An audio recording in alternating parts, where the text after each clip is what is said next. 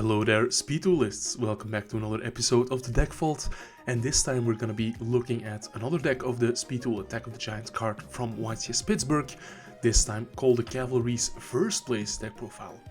And here we see the deck. It's a Battle City Bestie, a 30 card pile with a lot of different engines, which mostly work separately from each other as far as I understand the deck so far.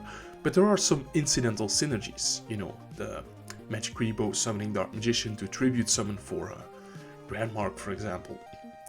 We played a few matches with these, so let's go ahead and jump into the first one.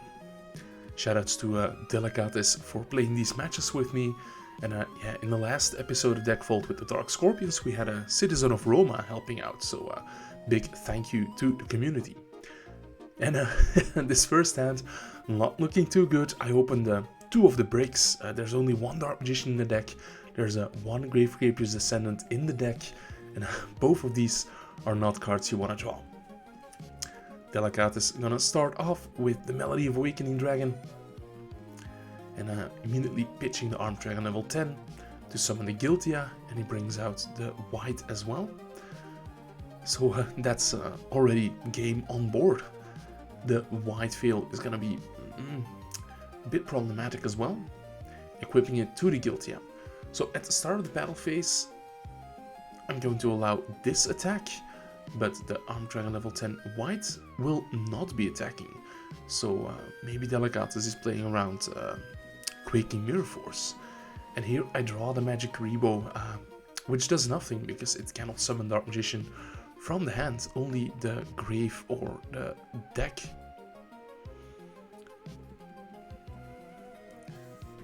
So here, at the start of the battle phase, I have to Book of Moon, because yeah, when the Guiltia attacks, I cannot activate any spells or traps, and if it destroys the set monster, that would wipe out my back row immediately.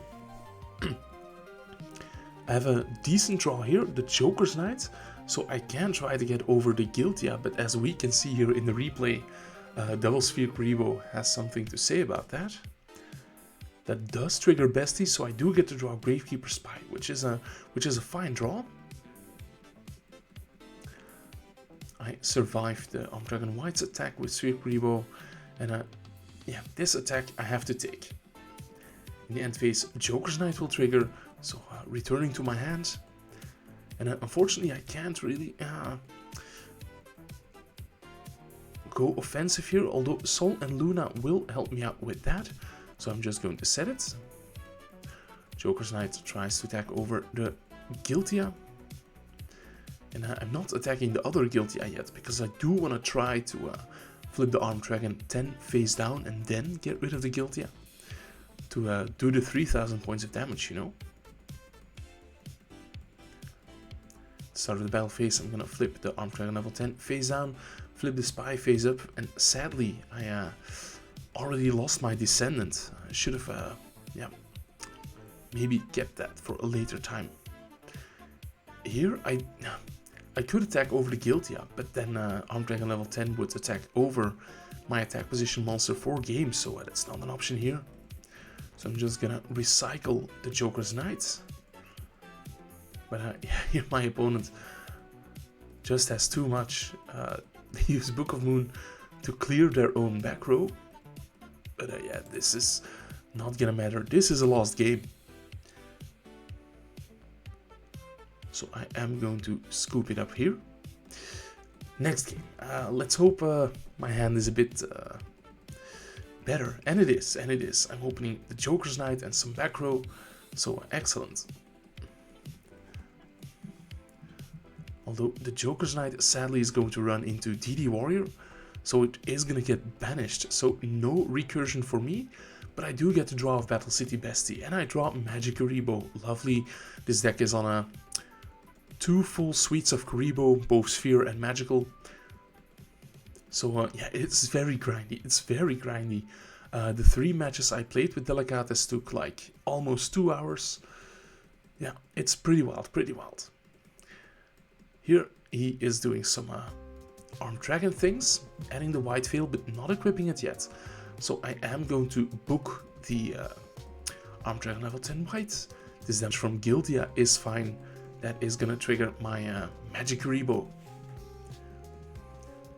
So I draw Grandmark, and here I can decide whether I attack over the Armed Dragon level 10 white or tribute for Grandmark, and I am going to tribute over it, you know, just to play around potential Sphere Rebo. It's better this way. Now it's off the field, and that's a good thing because there was a Offerings to the Doomed. In the end phase, I get to draw a card, another Sphere. Meanwhile, the opponent is gonna try to go for game, but I do have a Sphere Rebo to protect my life points. I'm pretty low again, but I'm not complaining. I'm just gonna draw and set the Quaking Mirror Force. And he knows I'm playing this, so he has to play around it carefully. And just have to stall things out here. Finally use Quaking on one of the Guiltias. Kinda regret that, drawing the Tribe, but Tribe is gonna attack over the other Guiltia. Opponent gonna summon Flame Swordsman, try to attack over my Tribe, but I have Sol and Luna. Now, problem is Flame Swordsman has a 1600 defense points as well, so I'm just gonna clear the Guiltia and we'll deal with the Flame Swordsman later. It is gonna attack over the Tribe. I take 200 damage, I still have 100 life points left, but I do get to trigger the Sphere Rebo. Gonna summon the Magic Rebo rather, gonna summon out Dark Magician in defense position, and attack over the Flame Swordsman. So I finally get some damage on board. Opponent's gonna try to crash the DD Warrior into Dark Magician, but I'm not gonna let that happen. I'm gonna protect my faithful servants, and here I can tribute the Dark Magician for Grandmark, and that is gonna clear the DD Warrior. So Grandmark then attacks into the second DD Warrior, and I'm like, is this gonna be the game? Delicatus will commit another Flame Swordsman, and luckily I do still have that second copy of a Quaking Mirror Force online. Delicatus chains Book of Moon, so he will be able to switch Flame Swordsman to attack position next turn. He's gonna commit another Guiltia, almost out of targets in the extra deck, but here we see Guiltia running into the Gravekeeper Spy. And here, this draw is excellent. Tribe Infecting Virus is gonna destroy all the warriors, and that is 4000 on board for me. So, kinda stole that one with Tribe. On to game number 3. I'm forced to start, but I don't mind. This hand is great. I'm gonna set Spy, set my back row, and I don't think I'll be dying here. Opponents starting out with Melody, combined with the skill. That's a clear, pure card advantage. Adding the White Veil as well. Equipping it to Guiltia, but I do have my trustworthy Gravekeeper Spy here, so I'm just gonna wall off Guiltia's attack, and again, not attacking with the Armed Dragon level 10 white. I draw Descendant, which is amazing, although I did have... No, I did not have a Book of Moon set. Oh, I did, yeah. So I would have been able to access it anyway. Delicatus realizes there's a trouble brewing, so he's immediately gonna Offerings to the Doomed that Descendant away, although I would have been able to protect it with Book of Moon, then commit Swords of Revealing Light. That would have been good. That would have been game for me next turn. So maybe a bit of a misplay there for me. I draw into Fossil Dyna, so I'm just gonna set that, and I do see another game shot. I'll tribute summon the Dark Magician here, flip the Fossil Dyna, so that is gonna clear the field, and the White Veil is gonna inflict 3000 points of damage to Delicatus here. So I take this first match. Second match against the Fossils. It's not a particular build that topped its Delicatus's own spicy brew, and it's pretty interesting, I have to say. I'm once again opening the King's Knight. That's pretty bad. I'm gonna flip my spy, summon another one in defense, and then tribute it to destroy the phase down monster. I was assuming it could have been Fossil Dyna, so that's why I tributed the special summon spy. And yeah, opponent just breaking here on the time streams. Here, this second game was very messy. We did have to repair some game states here. But as you can see, I opened my brick again, my Dark Magician in hand. And being on the Dark Magician package is a bit of a threat against yourself when playing against fossils, because they can use the Dark Magician in the grave. With the Gravekeeper's Trap, my opponent declared the Sphere Creepo, but I draw Tribe Infecting Virus. So I'm just gonna keep that. And here, I was thinking I'll get the Dark Magician in grave, and that way I'll be able to use my Magic Rebo, but the Dark Magician being in grave is just food for Skullgeos. In response to Tribe's effect, my opponent uses Gravekeeper's Trap, adding the Calciphidia, and that will trigger when Medora is destroyed. Here, what we're discussing the ruling. When Calciphidia sends the Weathering Soldier, its effect will trigger to add a time stream.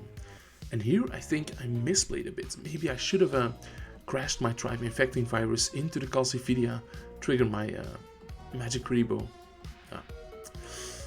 Anyway, I am going to draw in the end phase, and it's another Magic Rebo, so that's pretty terrible news for me. Opponent tributes for Mobius, and I am gonna chain my Sol and Luna.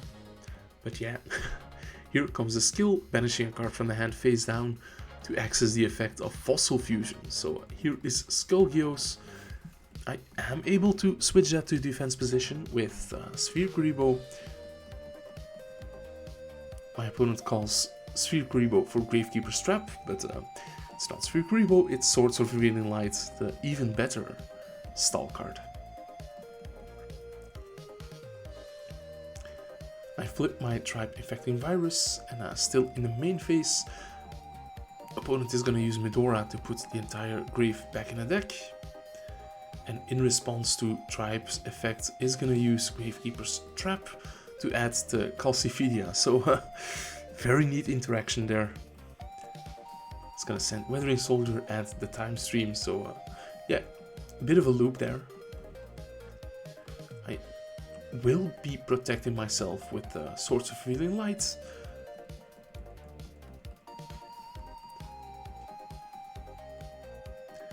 Now let's see here, opponent uses the skill again, because it did get a counter when I destroyed Skullgeos by a card effect for the buggy, and is gonna rank that up into the Skull Knight. So here I'm facing off against a bunch of powerful monsters. Opponent again calls Sphere Rebo, but it was the Gravekeeper Spy. So I'm gonna play things slow, just set my spy. I do draw for Bestie. My opponent just passes as well. Again calling Sphere Rebo, but it's Sol and Luna. I flip my spy. I'm gonna search for the Descendant.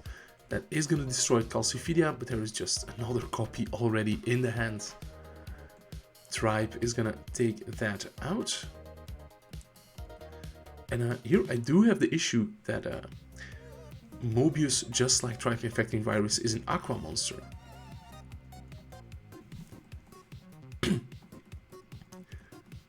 I'm gonna special summon Joker's Knight, not by sending a Joker's Knight from the deck to the graveyard, but King's Knight. And here my opponent accidentally scoops already, but I point out to him, it's not yet game, so I'm using Sol and Luna to flip my Tribe and his Mobius face down, and yeah, we replay this in a second. Yeah, the Descendant should attack over the Mobius and then the Joker's Knight directly.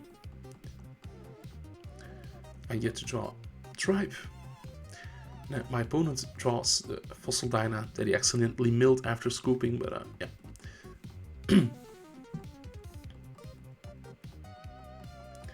Here, this is a tough decision, but my opponent is going to use the skill to bring out the skull bone. Yeah, I keep mixing up these names. It's going to use the skull knight in the graveyard to pop my descendant. And just sets Fossil Dyna. Uses the Medora to put back the Calcifidias and my King's Knight. So that way I can't recycle my Joker's Knight. And Swords wears off. Opponent calls Swords off the Gravekeeper's Trap now that he has seen 2 Sphere Greebos. But it's not Swords, it's another Spy. Tough situation.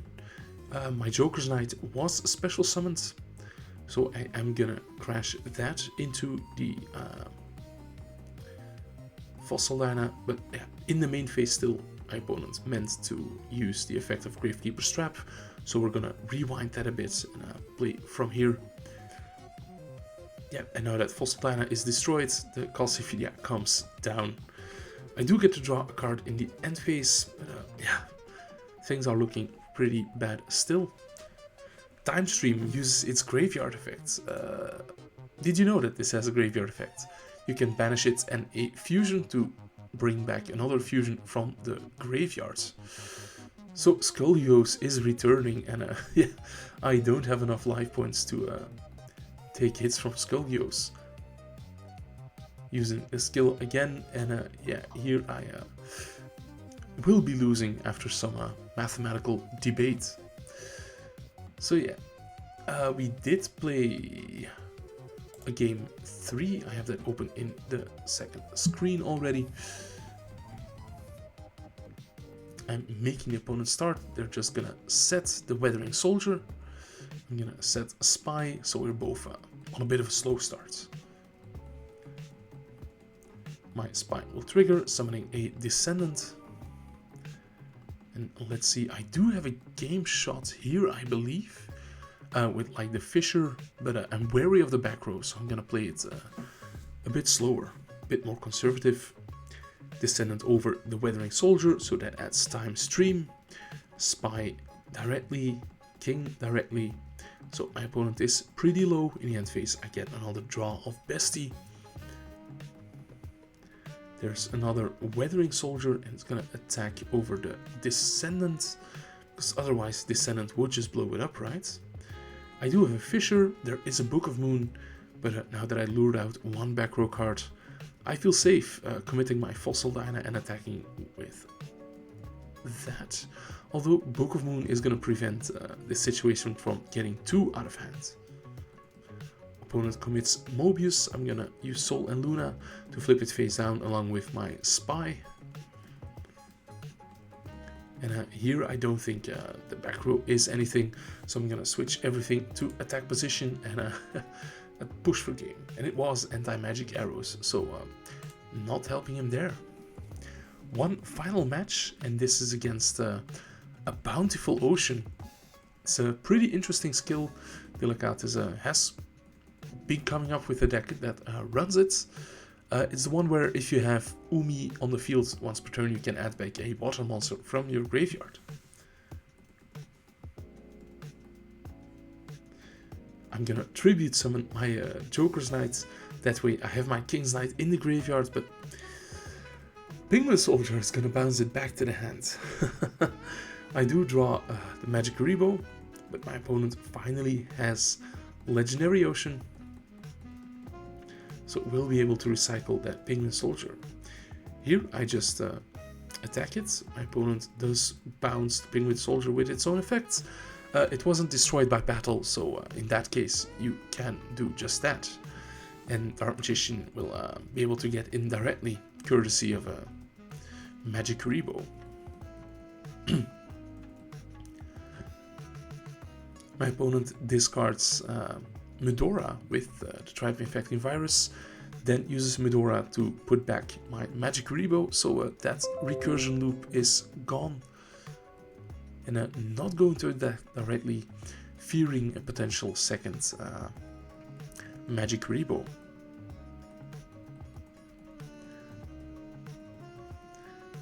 I I do have Gravekeeper Spy, so that's gonna slow down the game just a bit. My opponent uses the skill to add back the Warrior of Atlantis.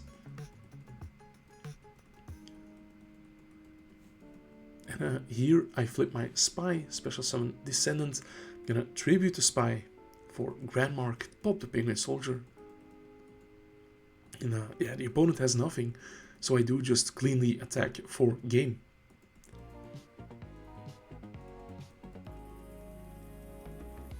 This opening hand looks super good. I have the Spy, I have the Joker's Knight, which I am immediately going to commit. And I set Waboku, so nothing can kill from here, I think.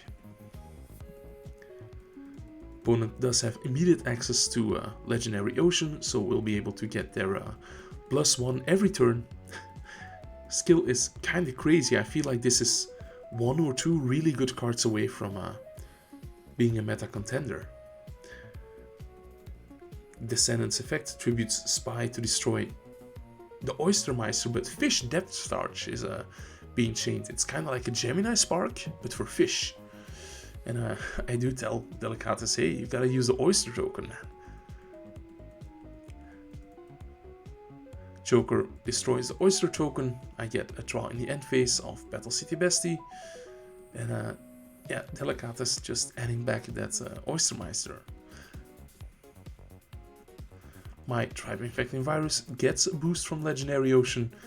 But here is a Penguin Soldier yet again causing mayhem. Opponent finally goes onto the offensive, adding back the Penguin Soldier, and this damage does allow me to trigger Magic Karibo. I normal summon Tribe and sadly destroy both itself and Warrior of Atlantis, but that does put my Joker in the graveyard, so in the end phase I will be able to recycle that back to the hand by putting back my King's Knight. Yeah.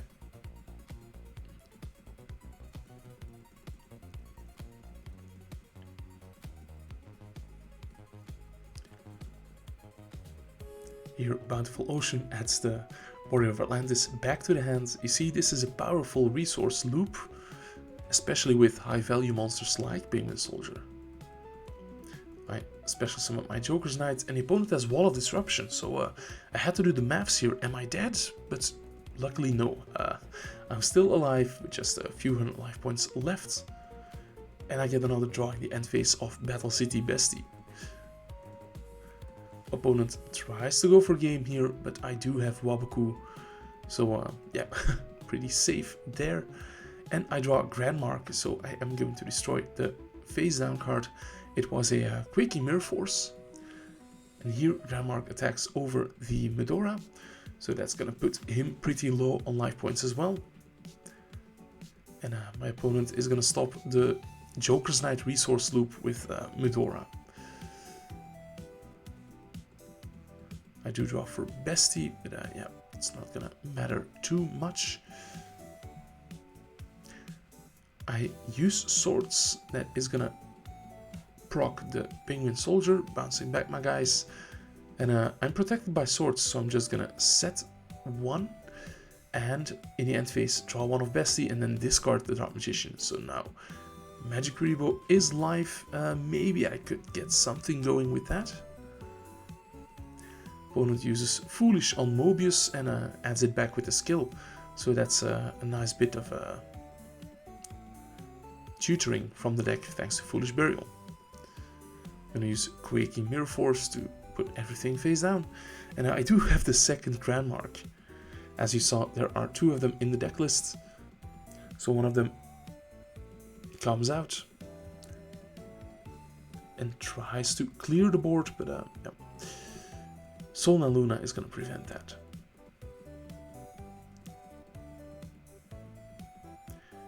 Here, unfortunately, the opponent is not playing like the Daedalus that says that you contribute an Umi to destroy the field. Otherwise, they could have foolished that, added it back. But yeah, I get not playing it because it's kind of a brick sometimes. Anyway, I do see my game shots. I'm gonna set Spy, use Sol and Luna to flip both Spy and Penguin Soldier. Chainlink 1 is Gravekeeper Spy, Chainlink 2 is Penguin Soldier. Penguin Soldier is gonna bounce both, and I special summon the second Spy, which is going to attack into the Warrior of Atlantis. I take 200 points of damage because this is on 1400 defense thanks to Legendary Ocean, and that does let me trigger the Magic Rebo. So I will be able to get my Dark Magician out of the graveyard and in the end phase draw another card. So the opponent recycles the Mobius, but yeah, I finally have it here. Yeah, Grandmark being tribute summons, destroying the face down Medora, and then these two attacks are more enough to go for game. So overall, I found this deck list super interesting to play because of the incidental synergies. It's a very stally, very grindy deck, and I understand why it does so well in a fairly short tournament in a real-life setting. So big shoutouts to the guy that ran it. Anyway guys, thank you for watching. This was Ryan Atlas. Make sure to like this video and subscribe if you haven't also already. Bye.